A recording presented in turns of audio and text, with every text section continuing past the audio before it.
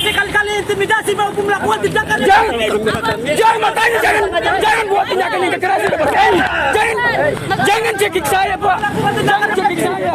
Perhimpunan Mahasiswa Hukum Indonesia Ambon serius menyikapi tindakan kekerasan yang dilakukan preman saat aksi demonstrasi di depan gerbang kantor Gubernur Maluku, Jumat 13 September 2024 lalu.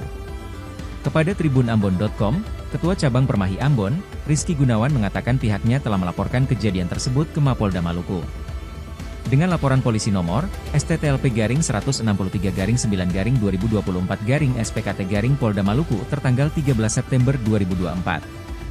Dijelaskan, pelaporan itu bukan hanya menyoal tindakan kekerasan dan premanisme tetapi juga pembungkaman terhadap kebebasan berpendapat di ruang publik.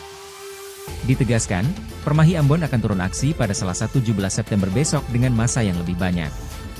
Diberitakan sebelumnya, orang tak dikenal menyerang sejumlah aktivis saat berunjuk rasa di depan kantor Gubernur Maluku, Jumat 13 September 2024. Ayo ya juga lanjut.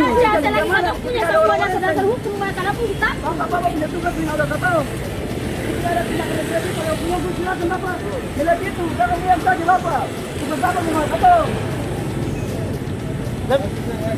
Download Tribun X sekarang, menghadirkan lokal menjadi Indonesia.